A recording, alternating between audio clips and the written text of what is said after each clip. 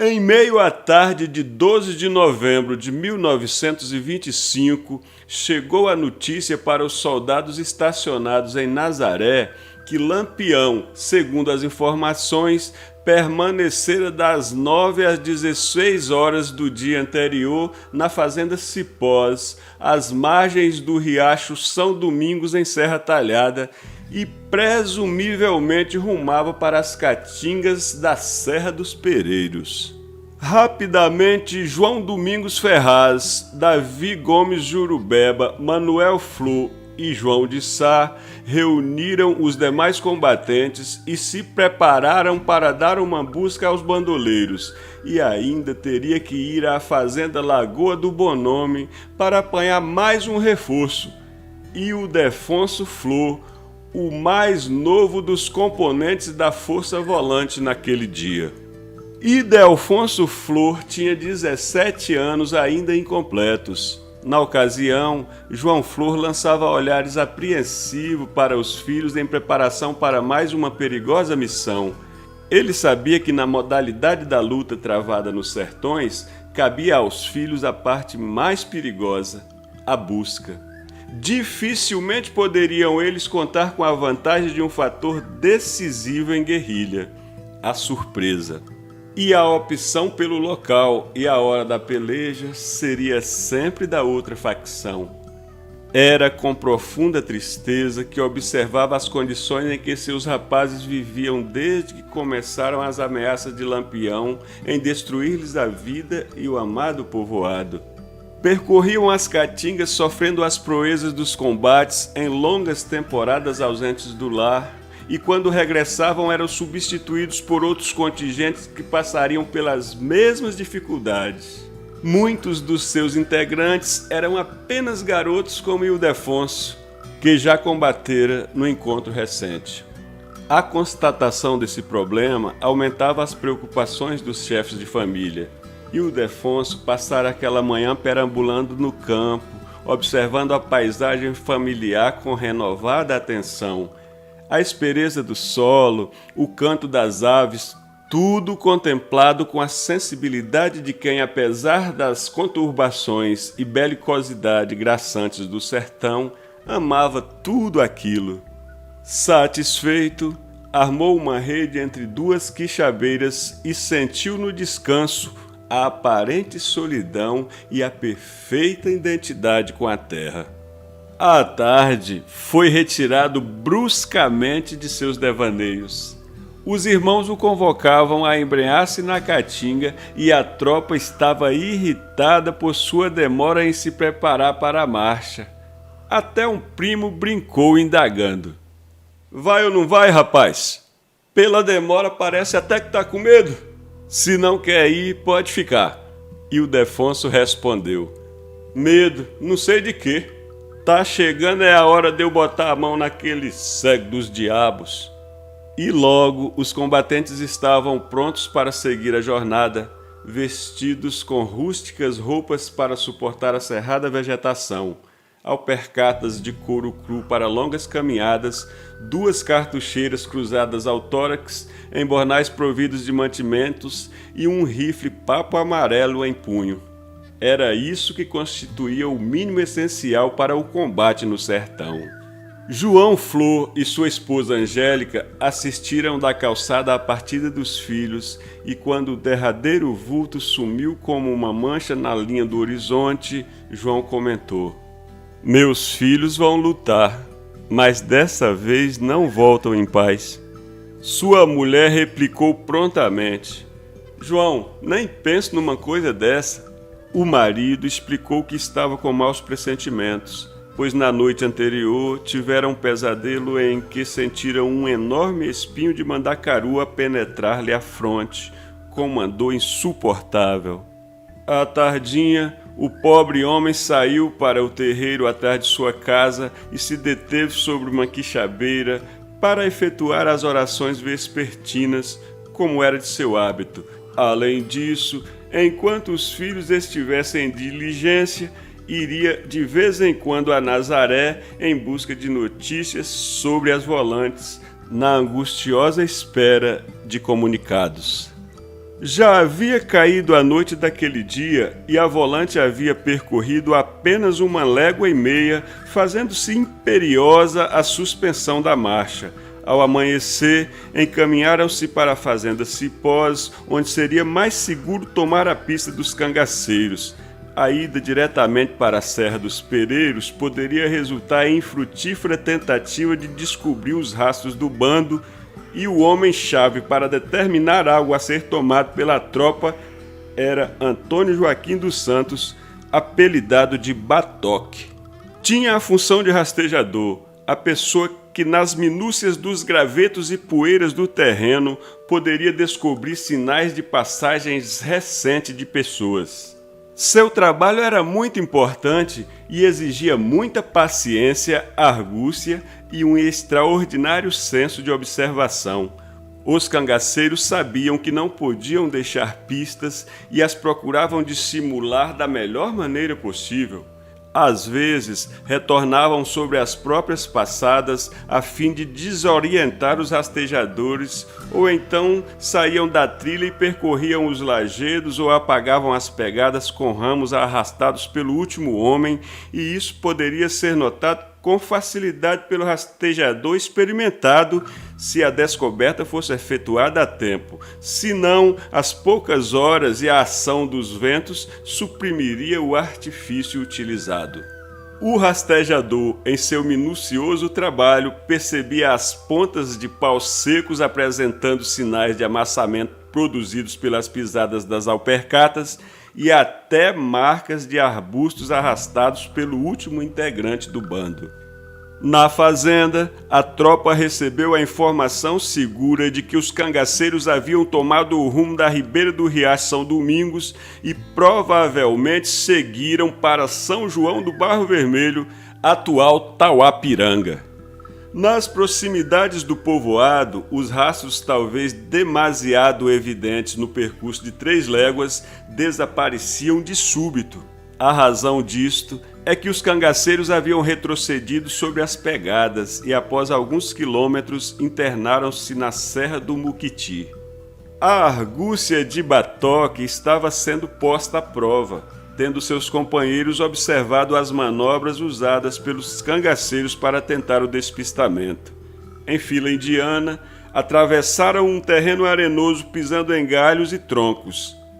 A noite desceu e os soldados acamparam nas caatingas da Serra do Muquiti. Não se deixando ludibriar com os artifícios usados pelos cangaceiros, a força reiniciou a busca na manhã seguinte. Os cangaceiros, a princípio, tinham rumado para as elevações conhecidas como Serra Talhada, que emprestaria sua denominação à Vila Bela. Antes de atingir a Serra Verde, retrocederam percorrendo uma distância de mais de 5 léguas, transpondo as elevações na altura do Saco da Roça. Depois seguiram paralelamente à serra às proximidades da fazenda Jazida, a 6 quilômetros de Vila Bela, e finalmente abrigaram-se no sopé da Serra de Xique-Xique.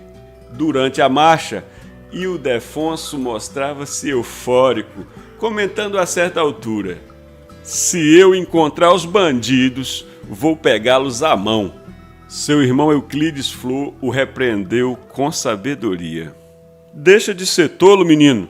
Tu sabe o que é cangaceiro?" Ao cair da tarde, a volante chegou à casa na Serra de Xique-Xique, em cujas proximidades o rastejador observou vestígios recentes dos cangaceiros. A casa foi cercada, mas logo se descobriu que eles não estavam ali. Ficou, entretanto, a convicção de que se encontravam num local próximo e do qual os moradores certamente teriam conhecimento. Foram interrogados, mas negaram categoricamente que soubessem da presença dos cangaceiros. Por mais de meia hora relutariam em prestar qualquer informação, sempre falando alto: "Nós não vimos cangaceiro nenhum por aqui. Aqui não passou nenhum cangaceiro." À sombra de um umbuzeiro próximo à morada, os cangaceiros estavam descansando, alguns agachados a observar o céu azul, outros até dormiam despreocupados. Foram alertados pelas vozes altas e pelo ladrar dos cães. tratando de silenciosamente equipar-se e esgueirar-se pelo capão do mato. Mesmo assim, foram surpreendidos pelo ataque da volante. Sem perda de tempo, Manuel e Euclides Flor dividiram a força em 2 grupos. Pelo flanco direito, Manuel e seus homens atacariam, enquanto Euclides os cercariam pela esquerda. Ao completar sua manobra de envolvimento, Manuel Flor topou com os cangaceiros, tentando escapar em sua direção, precipitando-se então o combate. Aconteceu que inicialmente os cangaceiros perceberam na fuga a equipe de Euclides e recuaram para o flanco oposto por onde vinha Manuel Flor. Os homens deste, pensando que os vultos se esgueirando pelo capão fossem os de Euclides, advertiram contra tiros nos companheiros, mas Manuel, assim que reconheceu os adversários, disparou em um deles que caiu atordoado no algodoeiro, tingindo-o de sangue. Sustada a fuga por qualquer dos flancos, os bandoleiros lutaram com muita garra para escapar do cerco e também tentando retirar os colegas feridos em direção a uma mata próxima ao sopé da serra. Os mais gravemente feridos iam sendo transportados nas costas.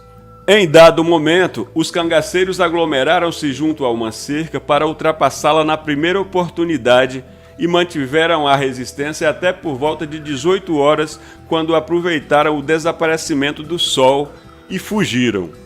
O combate fora difícil para ambos os lados até aquele momento. Não haviam trincheiras para proteger qualquer dos componentes. Os soldados se expuseram demasiadamente e os cangaceiros tiveram desfeito o plano de galgarem a serra por não terem sido capazes de romperem as linhas de flanco que impediram aquela rota de fuga. Quando atravessaram a cerca, houve total confusão entre os cangaceiros, todos querendo penetrar pela abertura quase ao mesmo tempo e ficando por alguns momentos vulneráveis ao fogo adversário. Ao pé da serra, jazia morto um bandoleiro. Os cangaceiros transportaram para as encostas da Serra Xique-Xique 7 homens muito feridos. 2 outros feridos foram aprisionados. Domingos Manfoveira, também conhecido como Serra Humã, com a perna fraturada, e Cancão, também com uma fratura no pé. Ambos foram enviados posteriormente para a casa de detenção em Recife. Anoitecia. Com a impossibilidade de prosseguir as buscas, os soldados resolveram se reunir. Nessa hora, Euclides Flor notou a ausência de Ildefonso e, apreensivo, interpelou seu irmão Manuel com voz bastante grave. Este, ansioso, olhou em derredor, sentindo o peito agitar-se com fortes palpitações. Compreendeu que seu irmão estava morto e disse: "Acho que ele morreu, porque vinha lutando a meu lado e não me deixaria sem avisar." Então saiu correndo como um louco, suspendendo a velha cerca com as mãos à procura do garoto. O encontrou prostrado ao solo com o fuzil na mão e o pente de balas na outra, tendo uma perfuração de bala na fronte. Fora abatido ao recarregar a sua arma. Começava a noite de 14 de novembro, mas ainda se via o vermelho do pôr do sol no horizonte. Aqueles homens, após cada diligência, já não eram mais os mesmos que haviam partido de Nazaré.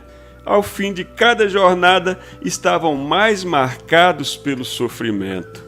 Os componentes da volante regressaram e pernoitaram na Fazenda Saco, na época pertencente ao major da Guarda Nacional Elias Valgueiro, hoje submersa nas águas do açude do mesmo nome em Serra Talhada. Pela manhã, enviaram uma mensagem urgente ao capitão Muniz de Farias, que comandava a força volante em Serra Talhada.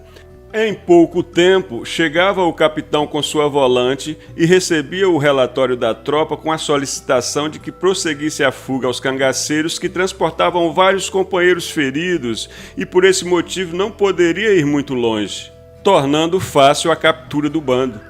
Posteriormente, soube-se que quase todos os cangaceiros tinham recebido ferimentos. No entanto, o capitão, inexplicavelmente, preferiu retornar com a sua tropa descansada e municiada à serra talhada, sem tomar uma única providência, nem sequer de fornecer munição ou outro tipo de assistência àqueles soldados visivelmente esgotados e sem mantimentos, após a árdua peleja. Lampião mandou buscar medicamentos junto ao padre José Kerle. Os remédios foram enviados por Prudêncio de Carvalho, pai do futuro bispo de Caruaru, Pernambuco, Dom Augusto de Carvalho, e entregues ao portador dos cangaceiros, o Negro Besouro. E não havia quaisquer vínculos ligando o doador dos medicamentos aos cangaceiros. Apenas compartilhava de um gesto de solidariedade para pessoas que sofriam, quaisquer que fossem suas ações. Em Nazaré, Angélica, a mãe do rapaz morto em combate aos cangaceiros, solicitou a Manuel Jerônimo de Betânia, que se encontrava no povoado, para comunicar a notícia da morte de Ildefonso a seu filho Odilon, estacionado na fazenda Queimadas. Odilon, muito jovem, ficou revoltadíssimo, declarando ir até o fim do mundo se preciso fosse para apanhar Virgulino. Em seu desespero, lembrava que sua família tudo fizera no sentido de evitar quaisquer atrito com os irmãos Ferreira. A obstinação de Odilon em vencer no cangaço levaria Lampião a afirmar repetidamente que Odilon Flor era o seu pior inimigo, porque além de sua coragem pessoal, seguia-o por toda parte como se fosse uma praga.